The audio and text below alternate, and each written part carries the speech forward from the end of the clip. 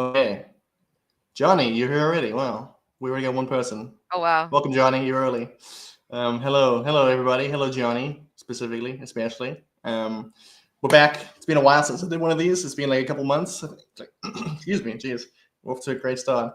It's been like 2 or 3 months, I think, since my last guest. No, it's been like a month and a half, I think, since I had, what was his name? The cybersecurity guy, Kenneth. Since I had Kenneth on. So it's been a little while. But we're back. We're back. We got a guest today. I finally reeled somebody in. Calypso, thank you so much for joining me today. Yeah, of It's very course. nice to talk to you.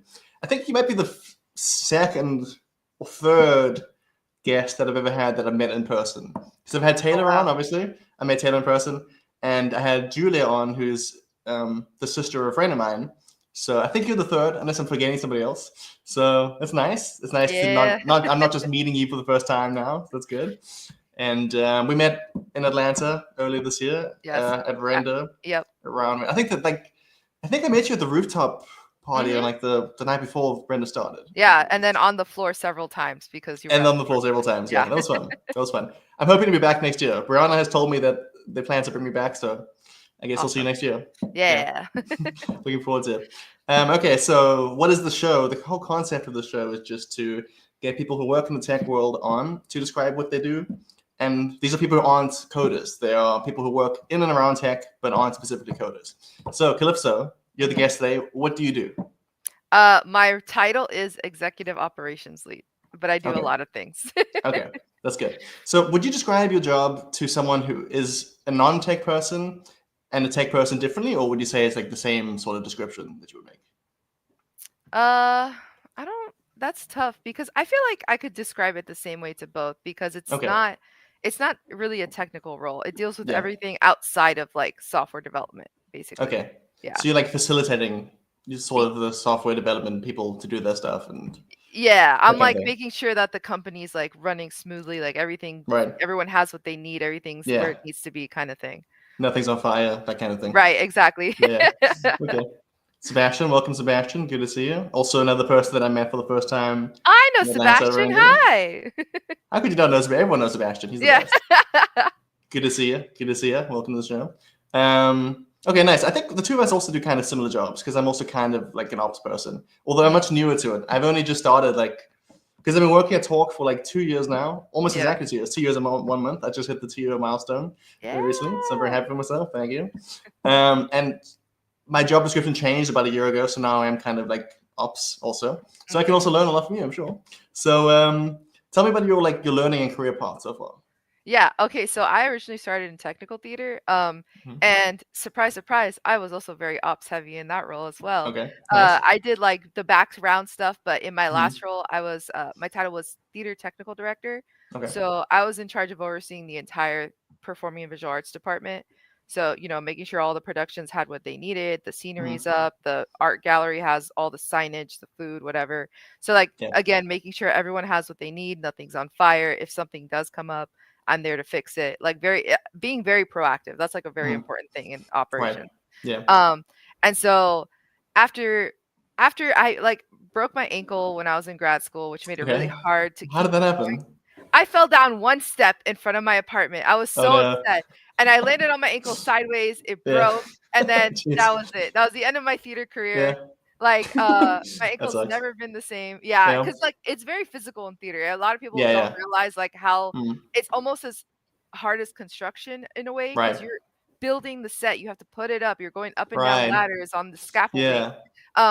So it's like I'm not building for people to live in. I'm building for like people to, act in. But it's like similar things. And so it made it harder and harder to like go up the ladder and like come down safely. Oh, you see the shirt? Oh yeah, the shirt's in the background. He said. Yeah. You got the hockey jersey and just a regular shirt.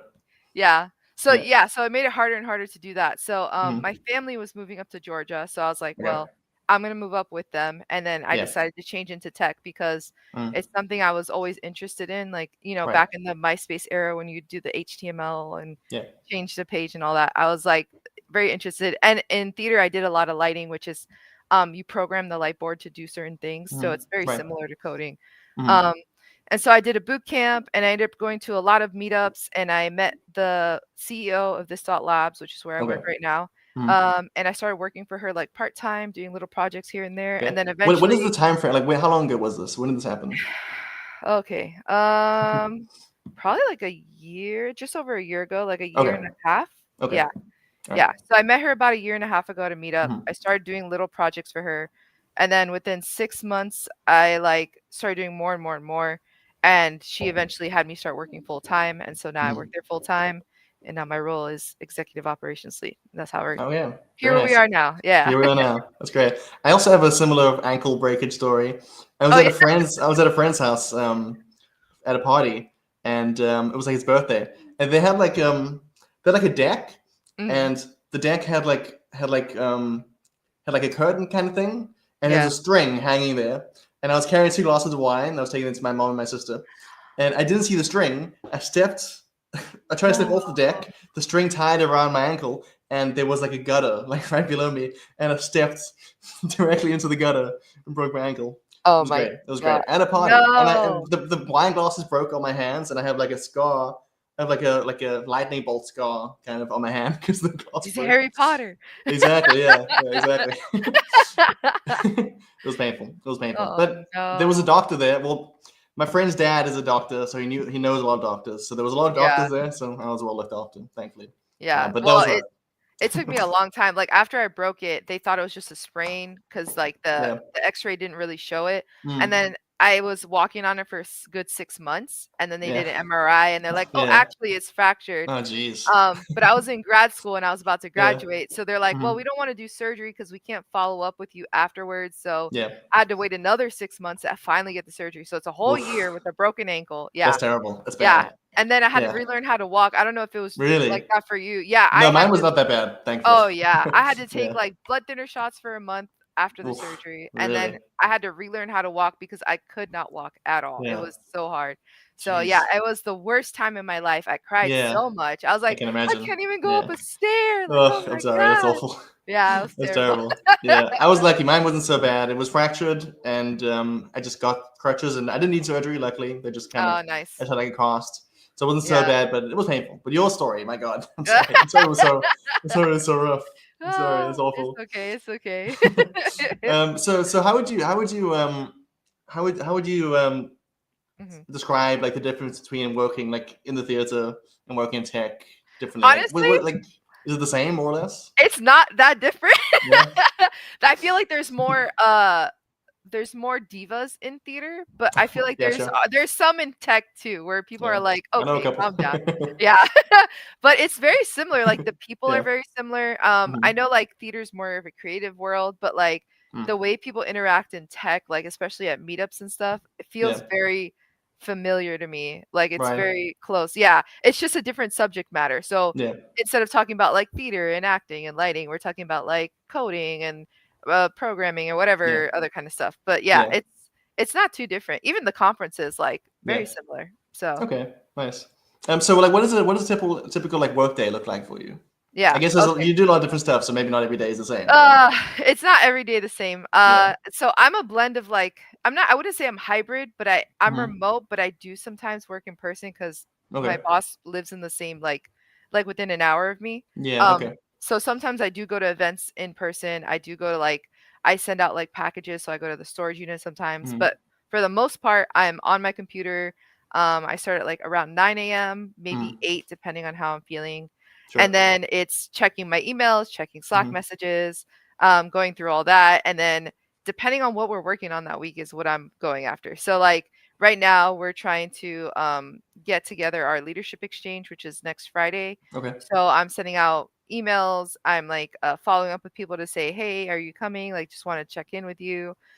Because a lot of the C-suite people, they'll like miss emails or they forget to reply, and you're like, Yeah. hey, just wanted to say again one more time, just wanted to Yeah. check in. Yeah, and then following up on sales. So if there's like a sales call that was supposed to happen or a meeting Hmm. or someone was supposed to follow up, just checking in like, hey, did you send that email? Did you get the proposal out? Did you set up the meeting? Like, how'd the meeting go? Yeah. Things like that. So it's like different every day, but like for the most part, check emails, follow up on events, follow up on sales, and then do everything else that needs to get done as well. Okay. So what does the like event planning aspect look like for you? Like, can you walk us through like a recent event you put together, perhaps? Yeah. So we do the leadership exchange like I think once a quarter. So we're in the middle of that right now. Okay. And so I started a process doc because there's a lot of like moving parts to events, so I didn't want to forget anything. So we start with like first going back into our like email list and like inviting people that maybe couldn't come to the last one, or we wanted them to come but they just never reached out back to us, so things like that. And then we also will like scrape some more people like offline, or like reach out to them through LinkedIn, and like invite them, so try to invite new people. Creating graphics, inviting panelists is part of like the beginning part of the process. um uh, and then also social copy. So I work closely with someone else on the team who like does our social media. Okay. Oh, hi, Jason. Hello, Jason. I just saw the big Calypso. And then after that, like once we're getting closer to the event, it's like reminder emails, doing more like specific posts about like, oh, these are the people that are gonna be on the panel. Like this is the kind of stuff we're gonna be talking about. Then the week before, which would be this week, I'm gonna send out like parking reminders, like stuff like that, create badges, because we do like little lanyard badges for the event. Anything else, like sometimes I'll make table numbers, sometimes I'll do like a seating list. It just depends on where we're having it. Okay. And we're doing it at a new place, so this is a new I don't know what we're going to do when we get there. We're going to figure it out as we go, but I'm trying to be as proactive as possible. I'm like, do we need to do that? Do we need to do this? What about that thing? Like just checking in that everything's like ticked off. Yeah. And then next week on Friday, which is the event day, I will get there probably like around 8:39 in the morning. We get everything set up before noon, and then people start showing up, greet them, this and that. And then after the event, we do follow-up emails as well. So it's not they don't just come and like leave and then we don't ever talk to them again.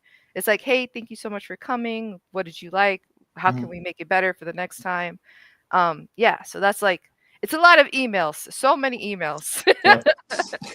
Yeah, I can relate to that. Do you always go to the events that you plan, or the ones that you don't go to? I probably go to like most of them. I'd say like 80% of them. Yeah. Because I'm also there to like run the event in person. Right. So like I'm the one greeting people, giving out lanyards, making sure the caterers know where to put the food, stuff like that. Right. Yeah. Okay. Yeah, I'm the opposite, because I also like part of my job here at Talk is I help plan the events, and I don't go to like most of them because they're all in the US and we're in Europe. Oh, so I have to rely on Jason and Taylor and Embryona to like make sure things actually go well. No complaints so far from the stuff that I have planned, so it's a good sign. But we do have one tomorrow. We have a big one tomorrow in Nashville, which is like a workshop with Microsoft. Yeah. And so I had to like find the location, get in contact with them, book the place, sort out the catering, parking, that kind of thing. So I'm hoping that things will go well. As far as I know, everything is looking good. I won't be there to see it myself, but I understand, because like sometimes we'll do lunches in Dallas or San Francisco, so I have to like book those. And then we did a conference once where they had a booth in San Francisco, and they couldn't find the packages, and they're calling me, and I'm like, I'm not there. Okay. And I'm calling the desk. I'm like, can you help them find the packages? So like I'm trying to like troubleshoot from long distance, but I'm like, I'm not there in person to like help, so it's harder when you're not there to like. I know the feeling. I know the feeling very well, for sure. We have an audience question from Amelia. Okay. Wait.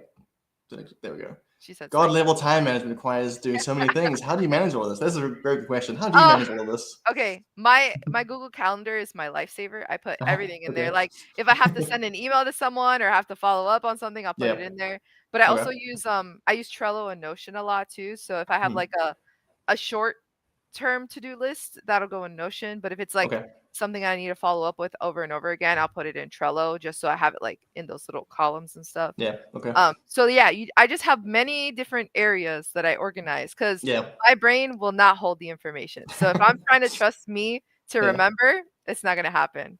Also, I don't know if you know, but Google has like little tags that you can tag emails with. That has saved my life, because I'm like scheduling meetings with people and I'll forget that I was scheduling with them, but now I have a tag that says schedule, and until they're scheduled, I don't remove the tag.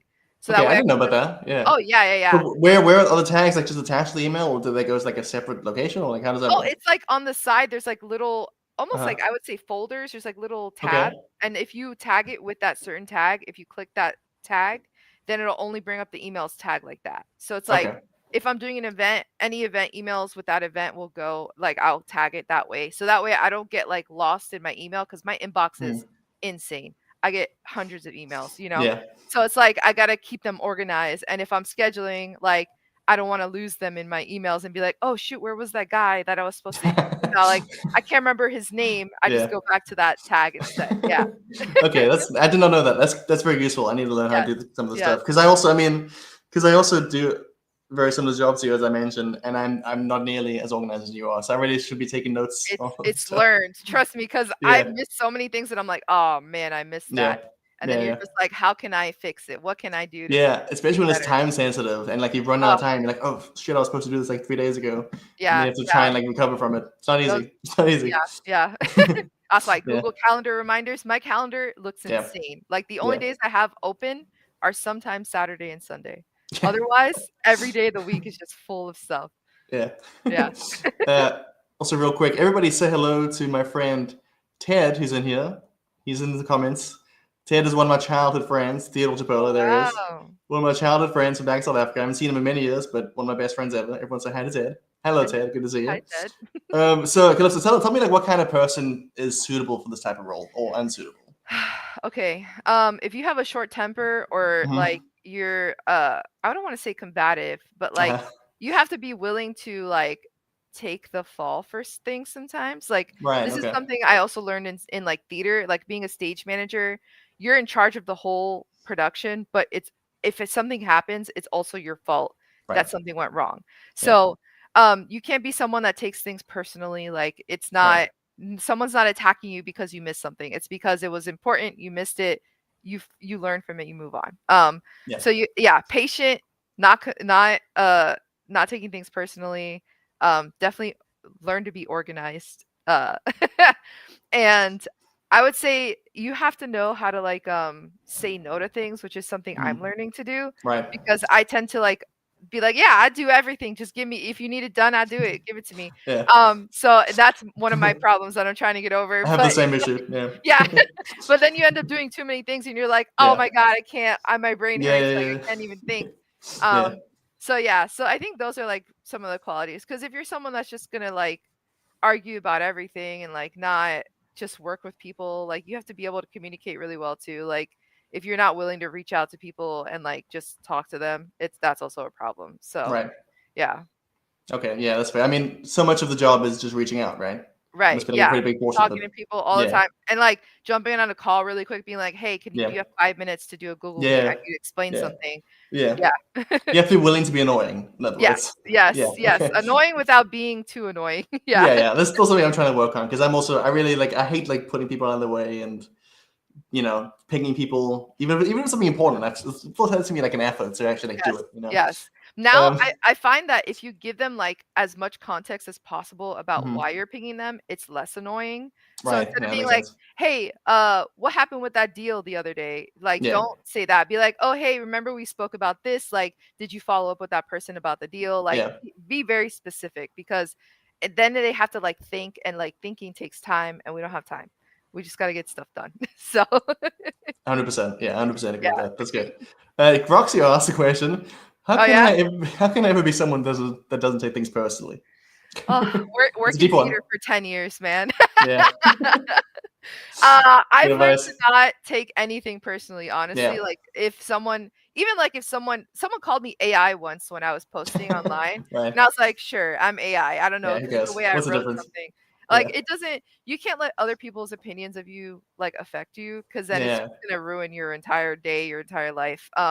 So everything that's like work related to me is not taken personally. Like, if my best friend says something to me, I probably take that personally. But I've also known her for like 10 years. So so in my mind, it's like, if you're not one of my really close friends, like, it's not a personal attack. Even if you're trying to take it as a personal attack towards me, I'm like, okay, and it doesn't affect me. Exactly. Like, you're not, I'm a very unbothered person, like, which is crazy because I'm Cuban, so I'm very loud and argumentative.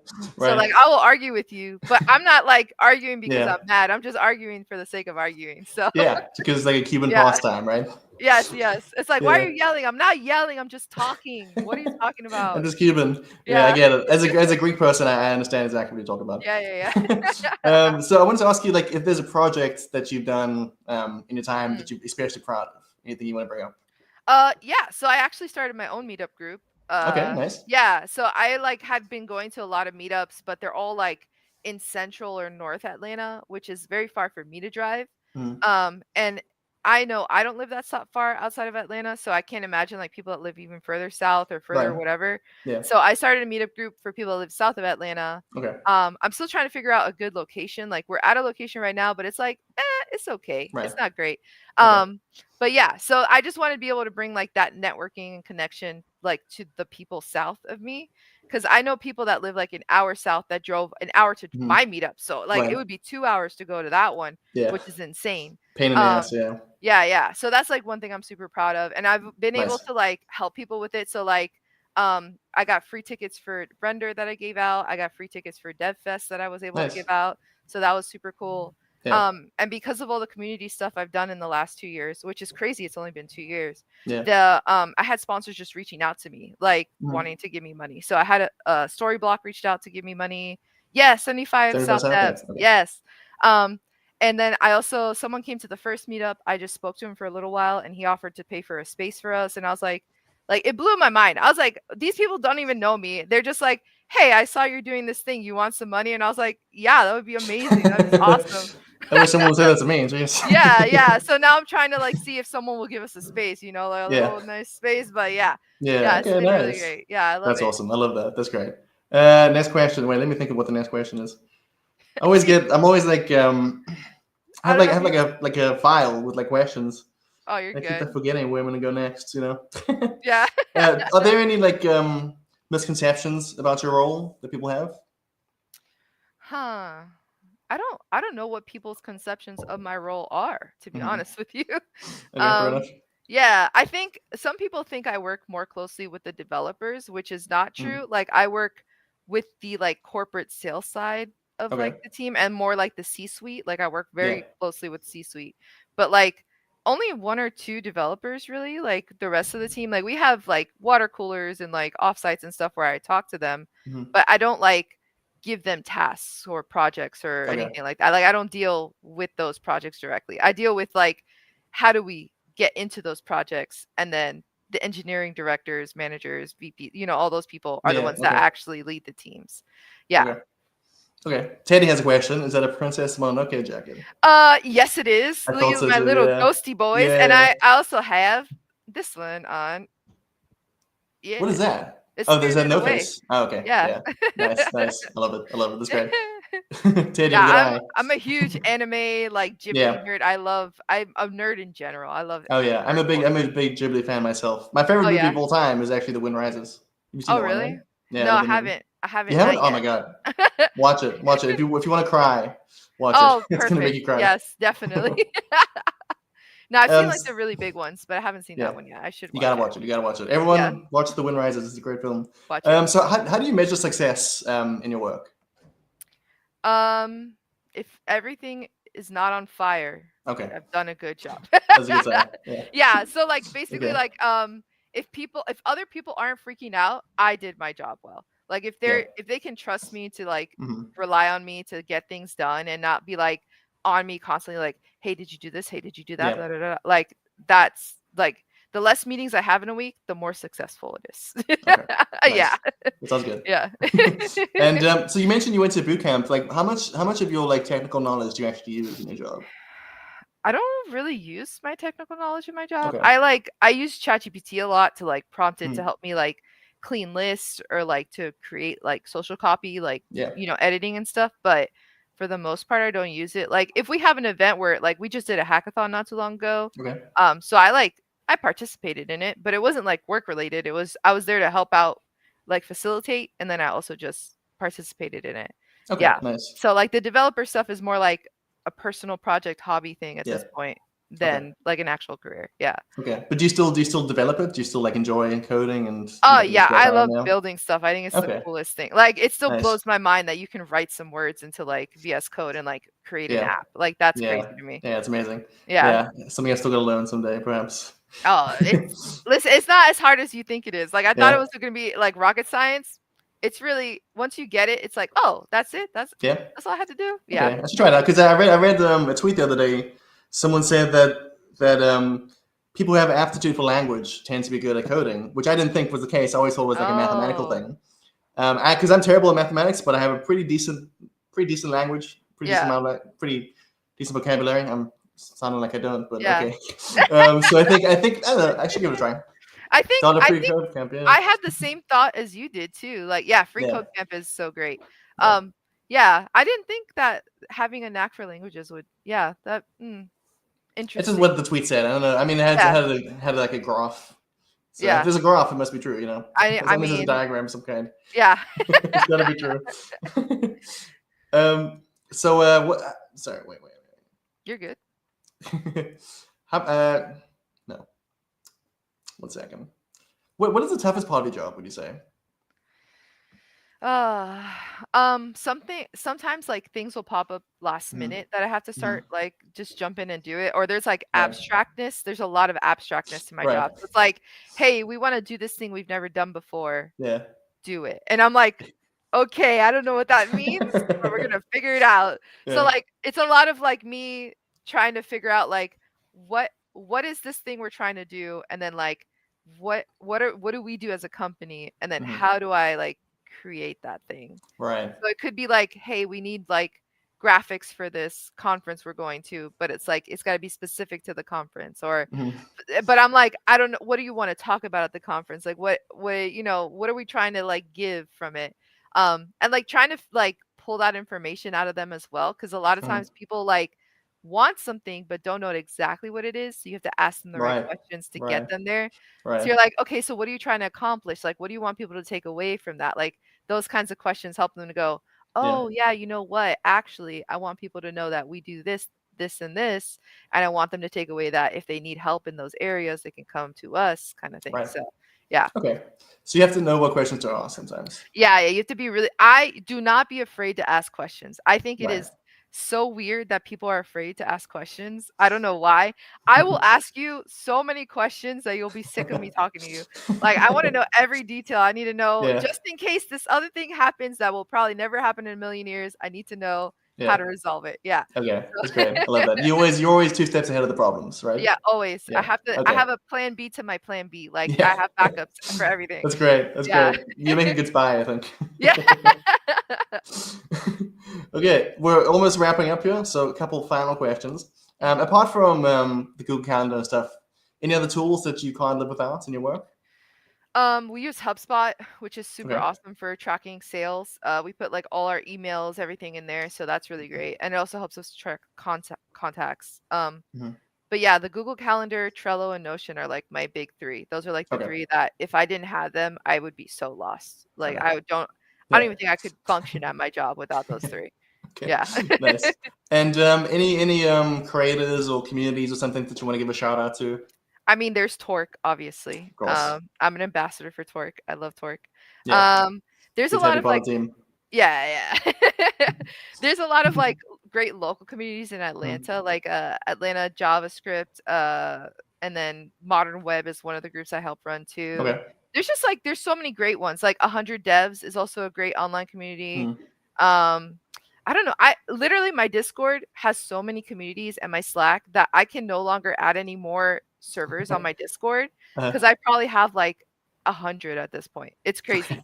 Like I feel like you should join as many communities as possible and find the one that's right for you. Because like maybe I love Torque and I love 100 Devs, or I love this one, that one, but it's like not the right fit for you, which is fine.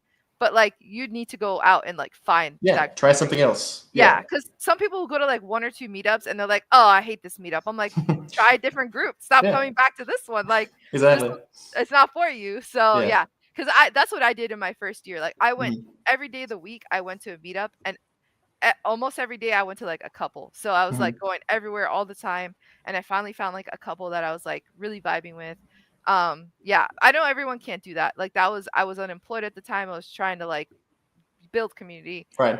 So that's why I was trying to go to so many things. But also like Yeah, and then like really connecting with people too. Like don't just go and like, hey, I need a job. Hey, like add me. Like actually get to know people. Yeah. Yeah, because like I wear like my anime stuff out, so people know like I like anime. I'm a nerd, Yeah. so that people feel more comfortable approaching me, because I think that makes them feel like, oh, I have something in common. I could go talk to her about this, and that's like a gateway into it. Yeah. I mean, Yeah. sometimes the best advice is just be yourself, you know? Yeah. I hate when Yeah. people go to events thinking that they have to be like, oh, everything has to be about tech. I have to be Right. professional. Like, Yeah. no, bro. Like, talk Just to be a me about person. like Yeah. you went hiking last weekend. That's cool. I hate Yeah. hiking, but tell me about it. Like, that's chill. Yeah. Yeah. That's great. That's great Yeah. advice. That's great advice.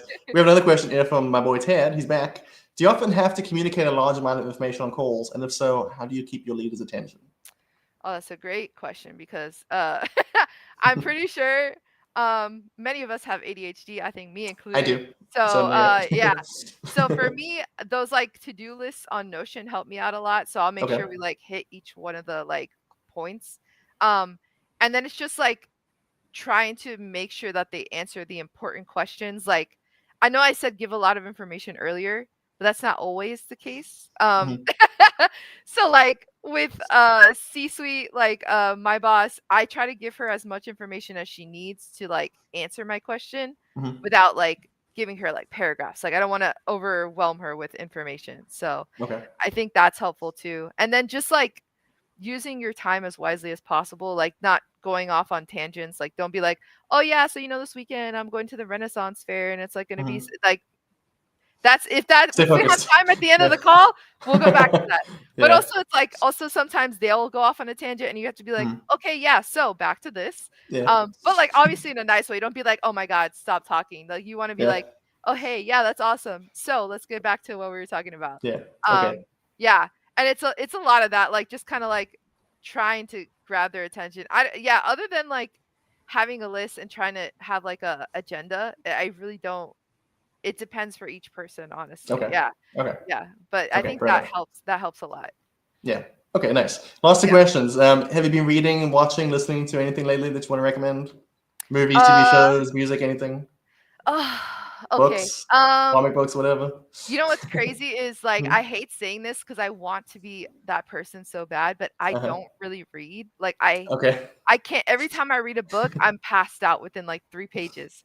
Okay. So reading is not my thing. I do Fair like enough. I love watching a lot of shows and like a lot of Mhm. YouTube, honestly. I'm a very Okay. big TEDx person. Like Okay. I love Nice. watching TEDx talks. I love watching like there's a couple of people I follow online who talk about like personal branding, like building yourself as a brand, like how to Mhm. like share online, things like that. So I Yeah. follow those people. I think Okay. Nice. one of them is his name is Chris Doe.